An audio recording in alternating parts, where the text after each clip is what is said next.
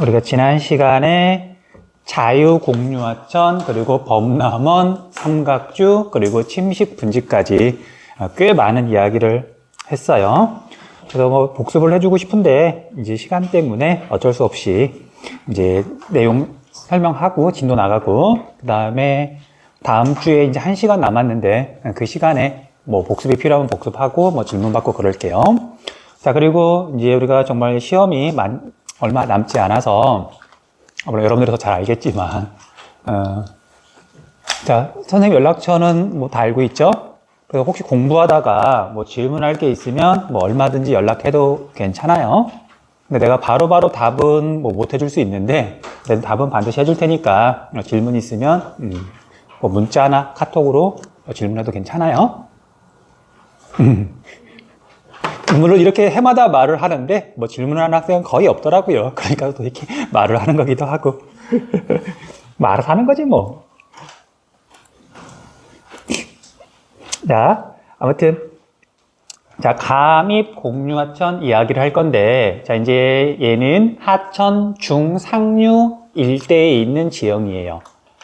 침식분지도 물론 하천 중상류 지역인데, 자유공유하천, 범람원, 삼각주는 하천, 하류나 하구에 있는 지형이었었잖아요. 그러니까 위치가 달라요. 자, 하천 중상류는 사실은 하천이라고 되어 있지만 중상류 지역은 산이잖아. 산, 계곡이나 아니면 산지 사이를 이렇게 흐르는 그런 곳에 하천이 어떤 지형을 만들어 놨는지. 자, 그래서 첫 번째가 감입 공유 하천인데, 자, 우리 용어부터, 개념부터 설명을 하자면, 자, 우리가 감자는 일상생활에서 잘 안 쓰는 말이긴 하지만 그래도 여러분들이 잘 알고 있는 단어 중에 있어요. 자, 우리가 미술 시간에 상감청자, 상감기법 아마 배운 적 있을 거야. 자, 보통 도자기들은 이제 물감으로 이제 붓을 이용해 가지고 무늬나 그림을 그린 다음에 유약을 발라서 굽거든요. 상감기법은 붓으로 그리는 게 아니라 도자기가 덜 굳었을 때 그걸 조각칼 같은 걸로 이렇게 파낸 다음에 무늬를 새긴 다음에 색이 다른 흙을 거기다 채우잖아요. 그래서 감이라는 말이 그 상감할 때 감이거든요. 감이라는 말이 골짜기 감이에요. 그러니까 평평한 땅이 있는데 조각칼로 이렇게 파내듯이 이렇게 깊은 골짜기를 이룬다는 뜻이에요. 됐어요? 그래서 하천이 구불구불 흐르는데 평평한 평지를 흐르는 게 아니라 깊은 골짜기를 이루면서, 골짜기를 이룬다는 얘기는 하천 양 옆에가 높은 산이란 얘기죠. 그런 하천을 감입 공유 하천이라고 한다. 용어는 그렇게 돼요. 자유 공유 하천은 평지 위를 구불구불 자유롭게 물길을 바꾸면서 지나는 하천. 감입 공유 하천은 산간 지역을 이렇게 구불구불 흐르는 하천이다 라고 생각하시면 돼요. 다음에 여기서 이제 제일 중요한 거. 자, 여러분들 하천이라고 하는 게 이제 지형을 바꾸는데 우리 순서를 한번 생각해 볼게요. 자, 제주도처럼 아무것도 없던 바다에서 갑자기 이제 화산 폭발이 일어나서 좀 빠르게 이제 뭐 진행이 됐다고 한번 가정을 해 볼게요. 자, 그래서 한라산이 이렇게 먼저 만들어졌어. 그 다음에 이제 화산 활동이 멈추고 비가 내리고 빗물이 바다로 흘러가면서 당연히 이제 침식작용이 일어나고 계곡이 만들어지고 하천이 생기겠죠. 자, 제주도에 있는 하천은 구불구불 흐를까 아니면 대체로 직선에 가깝게 흐를까? 당연한 얘기지만 여기에 떨어진 빗방울이 최대한 빨리 바다로 가고 싶어 하잖아요. 물이라고 하는 게. 그래서 이렇게 물이 흐르다 보니까 제주도에 있는 하천은, 한라산에 있는 하천은, 한라산 계곡은 대체로 직선에 가까워요. 이해돼요? 그리고 그래서 산에 가서 봤더니 얘가 하천이 거의 직선에 가깝게 흐르네? 이건 지질 구조선을 따라서 흐르거나 아니면 땅이 융기한 다음에 그 다음에 물이 흐르면서 골짜기가 만들어진 거예요. 자, 아무튼 그래서 산에 있는 계곡이 된다. 하천은 어쨌든 이렇게 직선에 가깝게 흐르는 경우가 있고, 근데 지금 우리가 배우는 감입 공유하천은 얘가 산 사이를 구불구불 흘러요. 이건 왜 그런 거냐면 한라산처럼 아무것도 없던 땅이 갑자기 생겨난 게 아니라, 자, 우리가 신생대 초, 잠시만요. 아무거나 있으면 뭐 되겠지 뭐. 자, 얘가 신생대 초 한반도라고 한번 생각을 해볼게요. 지금 말고. 그러면 신생대 초에는 우리 한반도가 대체로 평탄했다 그랬잖아. 그러면은 여기 지역, 서부 지역도 자유공유 또는 범람원, 이쪽 동쪽 지역도 자유공유 또는 범람원. 그렇잖아. 평평해도 비는 내리고 빗물이 바다로 흘러가니까. 그럼 이 상태에서 이제 땅이 이렇게 이제 융기를 한 거잖아요. 근데 이쪽 지역은 융기를 거의 안 했으니까 여전히 평평하니까 그냥 계속 자유공유. 근데 여기는 자유공유를 하던 하천이 이렇게 지금 융기를 한 거죠. 그쵸? 산이 돼버린 거잖아. 그리고 이제 그렇게 구불구불 흐르는 하천은 얘가 융기하는 동안 계속 침식작용을 했던 거고. 그 결과 이제 어떤 지형이 만들어지는지 이제 그걸 좀 생각을 해봐야 된다고요. 자, 그래서 감익공유하천이라고 하는 건, 자, 자유공유하천이 융기해야 만들어지는 거예요. 이게 또 포인트야. 그러니까 원래 하천이 평평한 곳을 흐르고 있었는데 얘가 융기하게 되면 감익공유하천이 만들어진다. 거기에 감익공유하천이 있다는 얘기는 땅이 융기했다는 증거가 되는 거거든요. 그래서 우리나라 신생대 제3기부터 경동성 요곡 운동이 있었다는 증거 가운데 하나다. 자, 우리가 얼마 전에 고위 평탄면 공부했잖아요. 산 위에가 평평하다, 정상 부분이. 뭐 저절로 평평해지는 게 아니라 낮고 평평했던 땅이 융기해야 만들어지는 거니까 그것도 융기의 증거. 감익공유하천도 융기의 증거인 거예요. 그러니까 저절로 산지 사이를 하천이 구불구불 흐를 수는 없는 거고 산이 만들어진 다음에 물이 흐르기 시작하면 계곡이 직선에 가깝게 만들어지는데 근데 신기하게도 산지 사이를 구불구불 흐르는 하천이 있더라. 이건 원래 낮은 곳에 있던 하천이 융기해서 그렇게 된 거더라. 융기의 증거라고요. 자, 이건 이제 시간이 뭐 아무리 없어도 여기 인터넷 해야 되는데 인터넷 되네요. 위성사진 잠깐만 볼게요. 자, 위성사진을 보면은요. 지도. 다음. 지도. 그 다음에 하이브리드 끄고.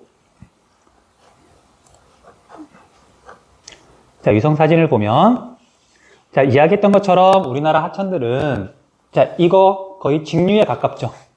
지질 구조선을 따라 흐르는 거예요. 지난 시간에 설명했던 거니까. 자, 그리고 이제 이런 산 같은 데를 가서 보면은요. 자, 이런 데는 직선에 거의 가깝게 흐르잖아. 이런 것들은 이제 땅이 융기한 다음에 물이 흐르면서 생긴 조그마한 하천인 거예요. 그런데 산간 지역인데 어딘가를 가서 보면 되게 재밌게도 뭐 나만 재밌죠? 신기하게도 이런 데를 보면 하천이 지금 여기도 마찬가지죠. 구불구불구불 여기도 구불구불구불 이렇게 흐르고 있더란 말이죠. 이 하천은 땅이 융기하기 전에 구불구불 흐르던 하천이었고 지금은 여기가 융기해가지고 주변은 지금 산이 된 거예요. 됐죠? 아무튼 이런 지형에 대해서 이제 우리가 공부를 할 거다. 이런 하천을 감익공유하천이라고 한다. 아무튼 말이 좀 길었네요. 자, 그래서 감익공유하천은 산지 사이를 구불구불 흐르는 하천으로 하천 주변에는 하한 단구가 분포한다. 자, 여기 주변이라고 이렇게 돼 있는데 여기다가 뭐라고 추가 설명해 놓으면 되냐면요. 보호 사면 쪽에 분포한다. 저 주변은 보호 사면 쪽에 분포한다. 라고 좀 적어주세요.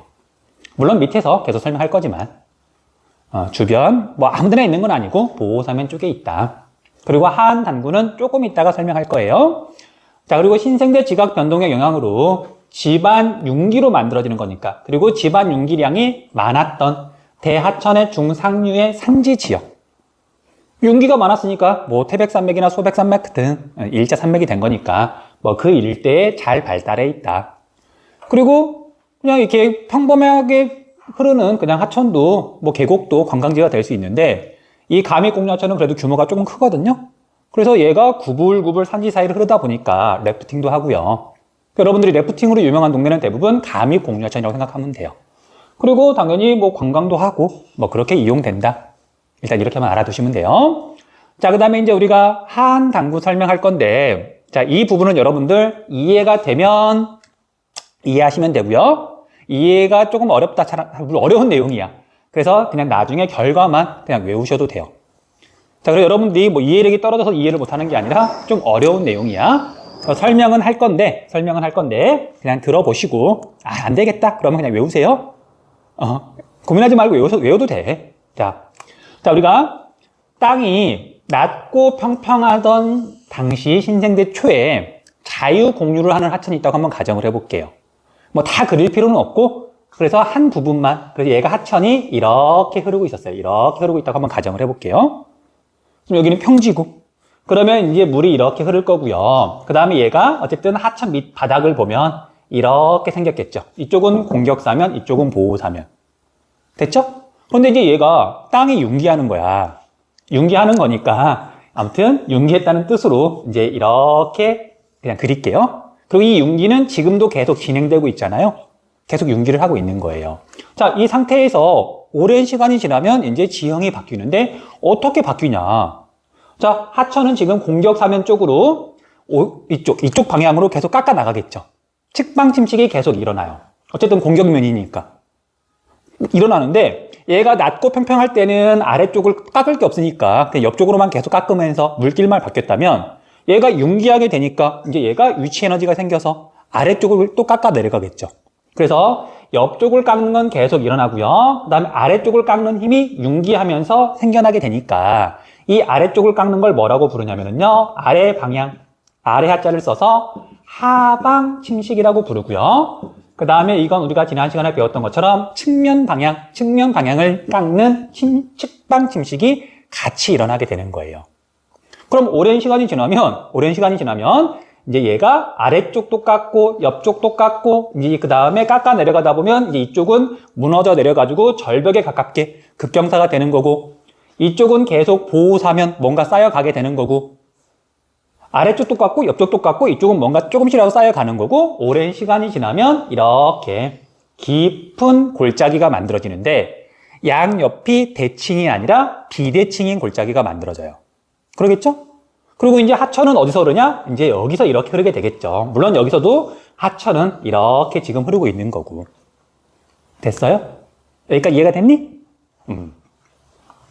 자, 그런데 이게 똑같은 양상으로 계속 이어지는 게 아니라, 자, 이제 여러분들 이제 생각을 좀 잘해봐야 돼. 그리고 이해할 수 있으면 이해하시고요. 외워도 상관없어.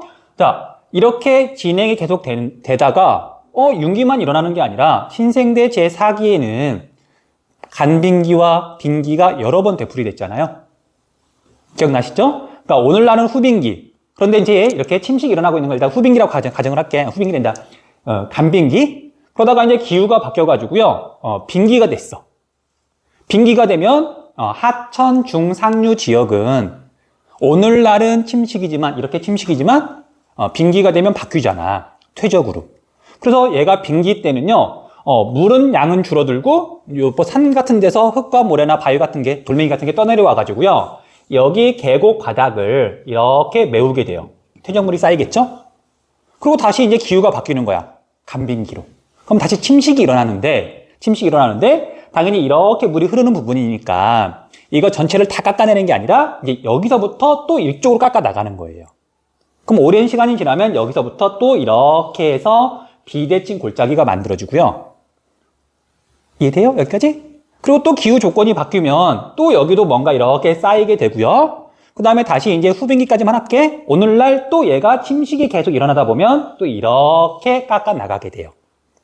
그럼 전체적으로 보면 이제 주변은 융기했으니까 이렇게 산이 되는 거고요. 이쪽도 지금 융기했으니까 산이 되는 거고, 산인 거고. 이 산 사이를 하천이 지금 이렇게 구불구불 흐르게 되더라. 원래는 낮고 평평한 곳에서 구불구불 흐르던 하천인데. 됐니? 여기까지 일단? 쉬운 내용 아니에요. 어려운 내용이라고 그랬어. 자, 그래서 이제 정리할게요. 자, 우리가 하안 단구 지금 이야기하고 있는데, 하안 단구는 하천 연안. 그러니까 우리가 해안이란 말은 알죠? 해안가. 그럼 바다 해자 대신에 하천 하자를 쓰면 돼요. 강 옆을 하안이라고 불러요.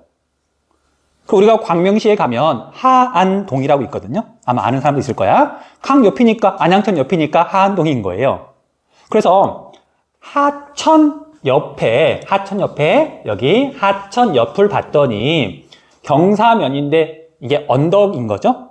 이렇게 언덕 산이 있는데 이 산의 모양이 이렇게 매끄러운 게 아니라 일반적인 산처럼 매끄러운 게 아니라 계단처럼 단이 이렇게 되어 있다. 이런 지형을 하안 단구라고 불러요. 됐니? 자, 여기는 어쨌든 급경사긴 하지만 뭐 단이 없잖아. 그런데 이쪽은 경사단 이런 식으로 평평한 면이 나타나더라. 이런 지형을 하한 단구라고 불러요. 됐죠? 그래서 선생님이 아까 앞에서 뭐라 그랬냐면 이 하한 단구는 공유하는 하천에 이쪽은 공격사면 이쪽은 보호사면, 보호사면에 위치한다 그랬잖아. 그래서 이렇게 만들어지는 거예요. 자, 아무튼 정리할게요. 자, 하천 주변에 분포하는 계단 모양의 지형으로 과거의 하천 바닥이나 범람원이 지반이 융기 또는 자, 땅이 융기한다 또는 반대로 해수면이 하강한다 같은 거거든요.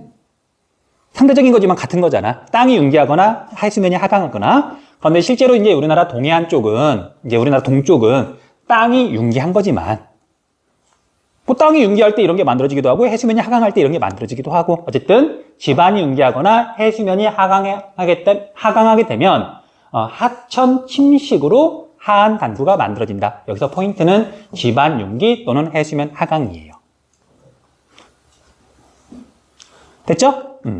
그리고 또 중요한 거, 자, 여러분들 여기는 하천의 영향을 받은 적이 있다 없다? 없다. 하천이 밑에를 계속 깎아 나가면 얘는 이제 무너져 내리는 거지. 물이 한 번도 영향을 미친 적은 없어요. 자, 그런데 여기서부터 여기까지는 원래 여기 흐르던 물이 여기까지 지금 이동해 온 거잖아. 특히 여기 평평한 면은 과거에 하천이 무언가를 이제 쌓아둔 거잖아요. 그치? 자, 그래서 여러 번 말했던 거. 자, 여기는, 뭐 여기도 마찬가지긴 한데, 여기를 1번이라 그러고, 여기를 2번이라 그러면, 뭐가 다를까? 얘는 과거에 하천이 영향을 미쳤던 곳, 여기는 한 번도 영향을 미치지 않았던 곳. 여기에 가면 뭐가 나온다? 우리 구화도 할 때 설명했잖아요. 둥근 자갈, 모래 같은 게 나온다. 어디 가서 봤더니 둥근 자갈 또는 둥근 모래가 있다. 아, 여기는 옛날에 물이 흘렀던 곳이다. 명백한 증거니까. 또 자주 물어봐요. 됐죠? 자, 그래서 하한 단구면은 평평한 면은 뭐야 이거 어디였어? 지금 여기 소리 밑에 3번 할게요. 당황했어. 단구면에는 하천의 영향으로 형성된 둥근 자갈이나 모래가 분포한다. 중요한 내용이에요. 융기 중요하고 둥근 자갈이나 모래가 단구면 쪽에서 나온다. 중요하고요. 그 다음에 2번 볼게요. 자, 하한 단구면은 자, 우리가 계단 모양인데 자, 이제 그림을 선생님이 대충 그렸지만 자, 현재 하천은 여기서 이렇게 흐르고 있고요. 지금 얘는 융기를 했기 때문에 이 높이가 그래도 조금 높아요. 그래서 이제 비가 많이 오더라도 물론 물이 차오르지 계곡에. 그런데 여기가 물에 잠기는 일은 없어요. 계곡이 당연히 꽤 깊으니까. 됐어? 자, 그래서 우리가 공유하천 중에 자유공유하천은 쉽게 넘치니까 자유공유하천은 곧게 펴기도 하고 곧게 편 다음에 양옆으로 인공제방도 쌓잖아. 근데 얘는 비가 오더라도 홍수가 날 위험이 거의 없으니까 인공제방이나 그런 건 그냥 없는 거예요. 됐죠? 그런 내용이고요.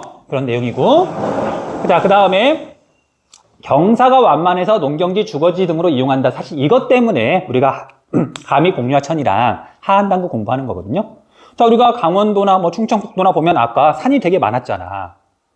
자, 산만 있으면 사람이 거의 살 수가 없어요. 물론 계곡을 따라서 조금씩 평지가 나타나기도 하지만 우리가 봤더니 거기에 분명히 도시들도 있거든요. 대표적으로 우리 단양이라고 하는 도시가 있어요. 단양. 이것도 이제 이성 사진 보여줄게요. 자, 여기 한번 봐봐. 자, 이렇게 산이 되게 많으면 그냥 이런데 조금씩 이렇게 사람들이 살 수는 있어. 그런데 우리가 감육공유하천은 이제 방금 공부했으니까 자, 찾아볼게요.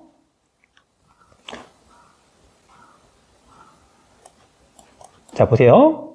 자, 얘가 지금 남한강인데 이렇게 흘러가는 남한강인데 남한강의 이제 중상류 지역에 와서 봤더니 지금 얘가 이렇게 구불구불 흐르고 있죠.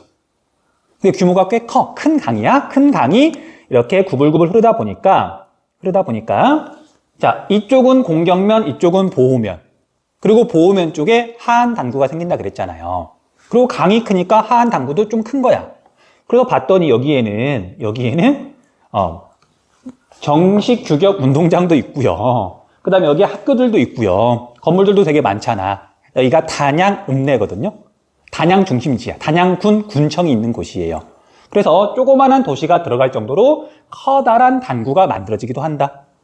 그럼 당연한 얘기지만 주변은 다 산인데 여기가 평지가 나타나니까 당연히 사람들이 알차게 이용하는 거죠.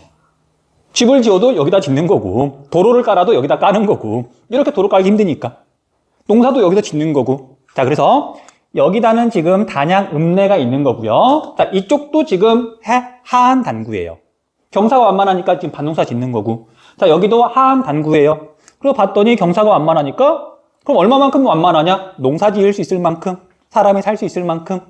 여기서 농사 짓는 거잖아. 이쪽은 당연히 농사 짓는 게 힘든 거고.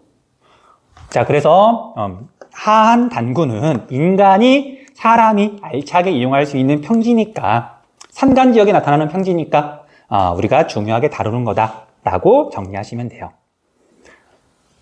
자, 우리 지형도 보고 정리할 시간 줄게요. 자, 이 지형도를 보면 일단 하천이 있는 건 발견해야 돼요. 그리고 이 하천은 주변 지역에서 해발고도가 제일 낮은 곳. 물은 낮은 곳으로 모여서 흐르는 거니까 물이 있다, 제일 낮은 곳이에요. 그리고 이렇게 등고선이 촘촘하게 있다.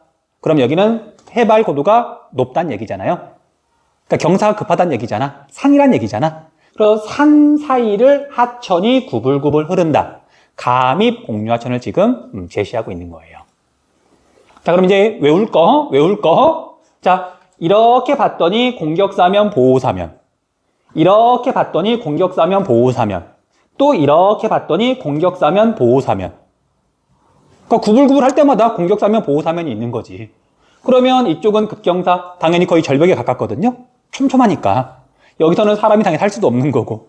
자, 여기 집 기호야. 그 다음에 밭농사를 짓는 거고요. 또 이쪽도 마찬가지야. 밭농사를 짓고 있고요. 여기 집이 있는 거고.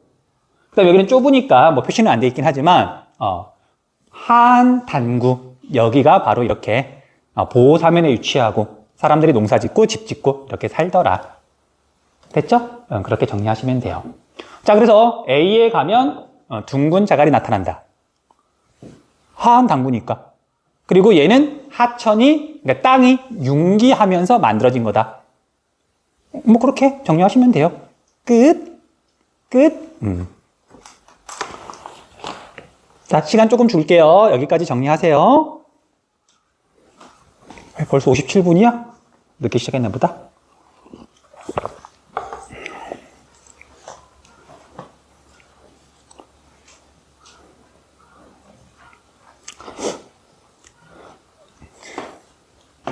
그리고 누가 이제 이거 EBS에 연락 좀 하면 좋겠는데 내가 소심해서 내가 연락할 생각은 없고요. 이제 우리가 기출문제 같은 거 풀어보면 알겠지만 하안 단구 물어볼 때 감위 공유하천하고 항상 세트로 물어보거든요. 그리고 하안 단구가 사실은 감위 공유하천에서만 만들어지는 건 아니에요. 근데 고등학교 과정이다 보니까 감위 공유하천하고 하안 단구 어쨌든 거기서만 물어보거든. 근데 정작 모식도를 봤더니 얘 지금 공유하니 직류하니? 직류죠. 이 모식도 좀 바꿨으면 좋겠는데 아무도 말을 안 하는지 뭐 나 같은 사람만 있는 건 아닐 텐데 아무튼 직류하고 그 다음에 하안 단구가 양쪽에 이렇게 나타난다고 지금 이렇게 모식도를 그려놨잖아요.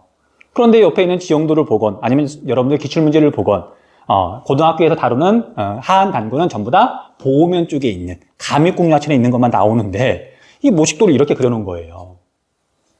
그러면 이 모식도를 보고 이제 보통 여러분들 그렇게 생각하지 말라고 지금 하는 거야. 하안 단구가 왜 만들어졌냐 설명해보라 그러잖아요. 그럼 보통 어떻게 설명하냐면 얘가 이렇게 융기를 하는데 융기가 일정한 게 일어난 게 아니라 융기하다가 멈출 수도 있는 거고 또 융기할 수도 있는 거고 융기가 이렇게 불규칙하게 일어나다 보니까 뭔가 계단 모양이 만들어졌다. 그런 식으로 설명하는 사람들도 꽤 돼요. 아니다? 융기라는 게 가다가 힘들면 쉬었다 가고 그런 거 아니야. 물론 아주 일정하게 일어나는 건 아니지만 그래서 계단 모양의 지형이 만들어지는 건 융기와 함께 기후 변화가 어쨌든 같이 일어나는 거니까 침식, 퇴적이 번갈아 가며 일어나다 보니까 이런 지형이 만들어지는 거예요. 자, 이건 몰라도 되고 아무튼 이 모식도가 좀 잘못돼 있어서 자, 우리 뒤에 있는 문제 잠깐만 볼게요. 자, 어디 보시면 되냐면 수능 기출문제 1번 한번 볼게요. 수능 기출문제 1번. 자, 문제 해설을 지금 영상을 찍어서 올렸다 보니까 이렇게 지금 뭔가 필기가 되어 있는데, 자, 여기 하안 단구 알아보겠니? 흐르는데 공격면 보호면이잖아요. 하안 단구. 그 다음에 기호가 있으니까 뭐 설명을 하자면 얘는 뭐냐면은요. 자, 얘는 반농사야. 근데 얘는 밑에 봤더니 이렇게 수평선이 있죠. 물을 뜻하는 거예요. 물을 뜻하는 건데, 그러니까 논기호도 밑에 선이 있는 거잖아. 그런데 얘는 뭔가 얘보다는 뭔가 막 이게 선이 막 약간 지저분하다기보다는 약간 뭐 징그러울 정도로 뭔가 이렇게 막 이렇게 있잖아. 뭔가 불규칙하게 막 자란다는 뜻이에요. 늪, 습지, 그 기호예요. 늪이라고 하는 건 사람이 관리하는 게 아니니까 뭐 잡초 같은 것들, 풀 같은 것들이 수중 그런 풀들이 막 자라잖아. 그래서 얘는 늪이야, 늪. 됐어요? 습지. 자, 이제 이걸 지금 본 이유가 뭐냐면은요. 봐보자. 여러분들 감입공유하천은 유로가 바뀐다, 안 바뀐다? 감입공유하천. 당연히 유로가 바뀐다. 왜냐하면 측방침식이 어쨌든 계속 일어나니까. 자, 아까 그림을 그렸지만 원래 물길은 여기를 이렇게 흐르고 있었잖아요. 하늘에서 내려다보면 여기에서 지금 흐르고 있는 거잖아. 근데 오랜 시간이 지났더니 지금 여기를 흐르고 있는 거잖아요. 바뀌어요. 단 양 옆에가 산이다 보니까 깎으려면 시간이 오래 걸리는 거지. 유로가 바뀌어. 그러니까 여기 하안 단구 같은 것도 그래서 만들어지는 거고요. 그쵸? 자, 그러면 얘가 구불구불 흐르다 보니까 자유공유하천처럼 우리가 하중도, 뭐 구하도, 뭐 우각호, 유로 변경 과정에서 만들어지잖아요. 그런데 얘는 그렇게 유로가 변경하는 과정에서 우각호나 하중도는 만들어지진 않아요. 왜냐하면 경사가 좀 급한 지역이다 보니까 새로운 물길이 뚫리면 그냥 거의 곧바로 새로운 물길로만 물이 흐르고 원래 흐르던 곳은 말라버리거든. 됐어요? 그럼 대신 얘도 물길이 바뀌어가지고 새로운 물길이 뚫려가지고 그러면 뭐는 만들어지냐? 뭐는 남아있냐? 구하도는 남아있어요. 그러겠죠? 그래서 이 지형도를 봐봐. 지형도를 보면 다른 데는 다 산인데 여기에 지금 이렇게 평지에 가깝게 이렇게 등고선이 별로 없잖아. 그럼 이건 왜 만들어진 거냐면요. 옛날에는 하천이 이렇게 흘렀어요. 이렇게. 그럼 여기 보니까 지금 뭐 등고선이 있잖아. 언덕이란 얘기거든요. 그러니까 옛날에는 이렇게 흘렀으나 얘가 점점 구불구불해지는 과정에서 새로운 물길이 뚫리면서 이쪽으로는 물이 더 이상 흐르지 않게 된 거예요. 우리가 감입공유하천 산도 깎다 보면 언젠가는 깎인단 말이야. 됐죠? 자, 그래서 이 곳은 지금은 물이 없지만 과거에 물이 흘렀던 곳이기 때문에 가보면 둥근 자갈이 나타난다. 둥근 자갈이 나타난다. 자, 그래서 보기 A를 봤더니 과거에 하천이 흘렀던 구하도이다. O가 되는 거예요. 아무튼 우리가 감입공유하천도 유로가 바뀐다. 천천히지만 바뀐다. 그렇게만 알고 있으시면 돼요. 자, 이제 넘어가서 선상지 볼게요. 선상지.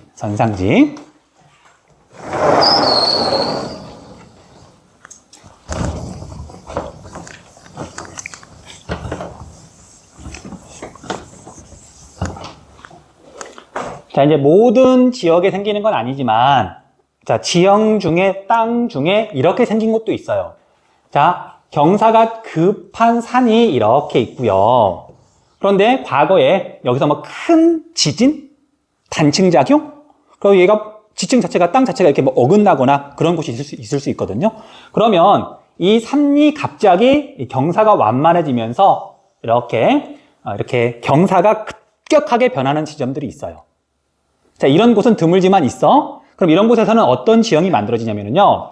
여름철에 비가 되게 많이 내리고, 뭐 특히 이제 과거 최종 빙기 때는 산에 나무가 별로 없으니까 비가 내리면 이 경사가 급한 곳에서 흙이나 모래나 뭐 자갈 같은 것들이 마구마구 막 떠내려오거든요. 그런데 이 계곡을 이렇게 따라서 물이 흐를 때는 물이 빨리 흐르니까 그걸 운반하다가 갑자기 경사가 완만해지면 더 이상 운반할 수 없죠. 그래서 산이 끝나는 지점, 여기서부터 물질이 계속 쌓이기 시작해가지고 단면도를 그리면 이렇게 쌓이게 되는 거예요. 됐죠? 자, 그런데 이걸 하늘에서 내려다보면 계곡물이 이렇게 흘러오다가 지금 여기는 산이야, 산, 계곡이에요. 그리고 평지를 만나게 되면 이제 여기서부터 자, 평지를 만나게 되면 여기서부터 물질이 쌓여 나가는데 당연히 여기서 이렇게 물질이 와가지고 여기에 쌓이게 되는데 이 모양은 대체로 이렇게 부채꼴 모양으로 쌓이게 된다. 뭐 당연하잖아요. 여기서부터 지금 넓게 퍼지는 거니까. 자, 그래서 이런 지형을 뭐라고 부르냐면요.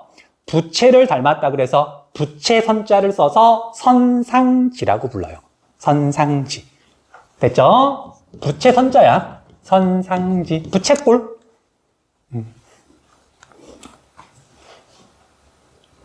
자, 여기서 포인트는 경사 급변점이 포인트예요. 경사가 급격하게 변하는 지점. 그런 곳에서 만들어진다. 자, 그런데 여러분들 우리나라에 있는 산들은 경사가 급한 편이야, 완만한 편이야? 다른 나라랑 비교하면. 물론 이제 관악산 같은 산도 있지만 우리나라 산들은 대체로 완만하잖아요. 그래서 선상지가 별로 없는 거예요. 별로 없어서 시험에서 물어보는 선상지도 거의 정해져 있어. 교재에 있는 것만 물어봐요. 혹시 물어보게 되면 자, 이제 정리할게요. 자, 이제 선상지를 보면 자, 이쪽 계곡 쪽 가까운 데는 입자가 되게 큰 것들이 쌓여요. 막 바위만한 집채만한 바위도 있고요. 자갈들도 있고. 그러다가 이제 여기서부터 멀어지면 가벼운 것들은 좀 멀리까지 떠내려 가겠죠. 그래서 점점 작아지다가 여기 정도 되면 주로 모래가 쌓이고요. 더 가면 여기 끝에는 이제 점토 같은 입자가 굉장히 작은 것들이 떠내려 와요. 됐죠? 그 선상지는 위치에 따라서 서로 입자 크기가 다른 물질들이 쌓인다.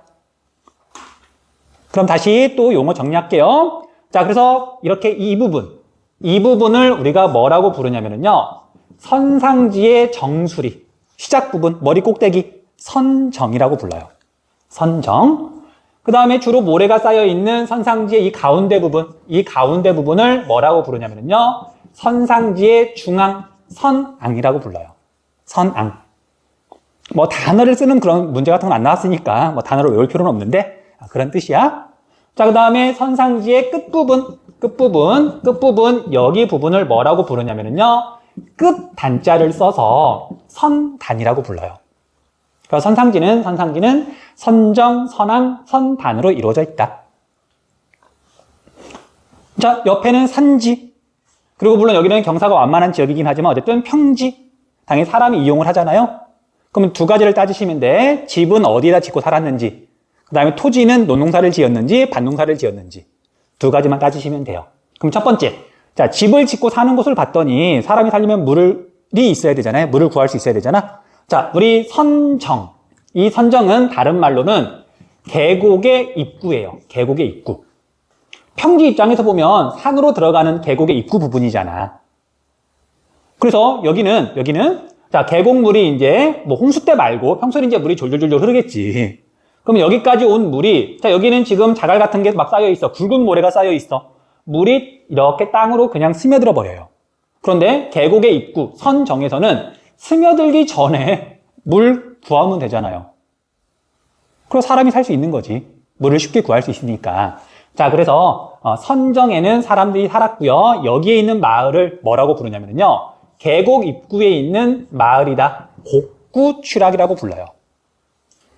자, 이런 용어를 요즘에는 잘 안 쓰기는 하지만 곡구취락이라는 게 있다. 선정에는 물을 구할 수 있으니까 사람이 옛날부터 살았다. 정도만 알아두시면 돼요. 자, 그런데 이제 여기다 이제 조금만 더 설명을 하자면 자, 이 선상지의 규모가 좀 크다 보니까 여기 쌓여있는 물질의 양, 두께도 꽤 두껍거든요. 수십 미터 두께예요. 보통. 자, 그러면 과거에 사람들이 여기다 혹시 우물을 팔 수 있었을까 없었을까? 자, 10m만 돼도 건물 3층 높이야. 20m가 되면 건물 6층 높이예요. 그렇게 깊은 우물은 뭐 거의 없죠. 사람이 파기 너무 힘든 거죠. 자, 그리고 보세요. 자, 우리가 계곡에서 물이 이렇게 흘러오다가 선정에서 지하로 이렇게 스며들어요. 그러다가 이제 이건 밑에 있는 이건 우리가 이제 기반암이니까 바위니까 뭐 스며들지 못하고 기반암을 따라서 당연히 물이 이렇게 흘러가거든요. 바꿔 말하면 이 선정에서는 지표면에 물이 별로 없는 거야. 다 스며들어서 지하로 지금 물이 흐르고 있는 거니까. 그리고 우물을 파려고 봤더니 여기가 너무 두꺼운 거고요. 그러니까 선정이라고 했죠. 선정 말고 선왕에서는 그래서 과거에는 물을 구하는 게 거의 불가능했죠. 그러다 보니까 사람이 옛날에는 살기 힘들었다. 물을 구하기가 힘드니까. 자, 그런데 이렇게 지하로 흐르던 물이 선상지가 끝나는 지점, 선단에 오게 되면은요, 다시 땅으로 나와요. 선상지가 끝났으니까. 당연히 물 구할 수 있죠. 그래서 이 선단 지역에는 당연히 옛날부터 사람이 살 수 있었어요. 살았던 거고. 그래서 선악만 물을 구하기가 힘들어서 전통 취락이 그냥 없다. 우리 고등학교 과정이다 보니까 이게 단순하게 좀 설명해도 되거든요. 그래서 선악은 전통 취락이 없다라고 알고 있으시면 돼요. 물을 구하기 힘드니까. 자, 여기서 또 용어 하나 알려줄게요. 자, 여러분들. 자, 계곡물이 이렇게 흐르다가 이제 지하로 스며들었어. 근데 뭐 물이 없어진 게 아니라 선상지 밑을 따라서 어쨌든 이렇게 흐르다가 이제 선단에서 다시 이렇게 땅 위로 나오잖아요. 그러니까 지하수 형태로 흐르는 거잖아. 자, 그래서 지하로 스며든 물이 지하수 형태로 흐른다. 이런 걸 뭐라고 부르냐면요. 복류라고 불러요. 복류. 복류. 이 복은 엎드릴 복자인데, 눈에 안 보이는 지하수 형태로 흐르는 걸 복류한다고 말을 해요. 그래서 선상지에서는 하천이 복류하다가 선단에 오게 되면 땅 위로 다시 이렇게 나오는데, 뭐 분수처럼 솟아나는 거 아니야? 그냥 졸졸졸졸 이렇게 흘러나오는 거죠. 자, 이렇게 흘러나오는 현상을 뭐라고 부르냐면요. 용천이라고 불러요. 지하수가 다시 땅 위로 나온다. 지표면으로 나온다. 그런데 이 용천이라고 하는 게 선단을 따라서 띠 모양으로 어쨌든 여러 군데서 나오니까 이런 곳을 용천대라고 불러요. 대는 띠 대자. 허리띠처럼 띠 모양으로 분포한다. 용천대라고 불러요. 자, 마음이 바빠서 설명을 조금 중언부언한 감이 좀 있는데, 자, 이제 정리할게요. 자, 선상지는 하천이 운반한 물질이 부채 모양으로 퇴적된 지형, 그리고 주로 유로의 경사급변점, 경사가 갑자기 변하는 지점에 만들어지는데, 우리나라에는 드물다. 그리고 형성 원인은, 경사가 갑자기 완만해지면, 유속이 느려지면서 흙과 모래나 자갈 같은 게 쌓여서 만들어진다. 물이 느리게 흐르면 당연히 뭔가 쌓이니까. 자, 지형 특성은요, 선정, 선왕, 선단으로 구분을 하고요. 선정은 선상지의 정상부로 계곡에서 물을 구할 수 있으니까, 물이 스며들기 전에 이용할 수 있으니까 취락이 입지할 수 있다. 이런 취락을 곡구 취락이라고 한다. 그리고 선왕은 선상지의 중앙이에요. 그런데 하천이 지하로 흐르니까, 복류하니까, 지표수가 부족해서 옛날에는 마을이 있을 수가 없었고요. 우물도 팔 수가 없었으니까, 너무 깊으니까. 그리고 토지 이용은 지표수가 부족해요. 주로 모래로 되어 있다 보니까 물도 잘 스며들고. 그래서 과거에 선앙은 밭농사를 지었어요. 과수원이나. 자, 선정도 당연히 밭농사인 거고요. 사람이 마실 물을 구할 수 있긴 하지만 거기에는 입자가 굵은 것들이 쌓여 있으니까 노농사는 지을 수가 없었던 거고. 자, 그에 비해서 이제 선단은 선상지의 말단부로 용천이 분포해서 당연히 물을 구할 수 있고요. 그 다음에 선상지의 끝부분은 입자가 되게 작은 점토가 주로 쌓여 있으니까 이제 논농사도 지을 수 있는 거예요. 그래, 각각의 특징이 이렇게 된다라고 정리하시면 돼요. 자, 그런데 이제 우리나라는 또 땅덩이가 좁다 보니까 인간의 작용이 좀 많아서 선상지든 뭐든 옛날 모습, 자연 그대로의 모습이 뭐 그대로 남아있는 곳은 별로 없어요. 그래서 이 지형도만 놓고 보면 봐봐요. 지리산 국립공원이라고 돼 있고 이쪽은 지금 되게 등고선이 촘촘한 산간 지역이에요. 경사가 급한. 그리고 이제 여기가 이렇게 계곡인 거야. 그래서 여기가 이제 홍수 때나 또는 과거 최종 빙기 때는 어마어마하게 많은 흙과 물의 자갈 같은 것들이 지리산에서부터 이렇게 떠내려와요. 그리고 여기서부터 이제 이렇게 부채꼴 모양으로 쌓여서 선상지가 만들어진다. 됐죠? 그리고 여기가 대표적인 우리나라 선상지인데, 자, 그래서 여기는 곡구에 있으니까 곡구취락. 그리고 여기는 선앙 부분인데, 근데 재밌게도 선앙 부분인데 논농사를 짓고 있잖아요. 우리나라 사람들 어떻게든 쌀을 먹고 싶으니까 다른 데서 이제 진흙 같은 거 갖다가 뭐 섞어가지고 어떻게든 지금 노농사 짓는 거예요. 인간이 작용한 거죠. 근데 과거에는 아마 밭농사였을 거예요. 선앙 부분, 그리고 선상지가 끝나는 지점은 이렇게 지금 마을들이 있잖아요. 용천이 있고, 그 다음에 논농사를 짓고 있고, 이쪽 부분이 선단 부분이고요. 선정, 선앙, 선단, 심지어 저수지도 만들어 놨어요. 사람의 힘은 대단해. 자, 여기까지 해서 우리 시험 범위는 다 끝났고요. 자, 혹시 궁금한 거? 혹시 질문?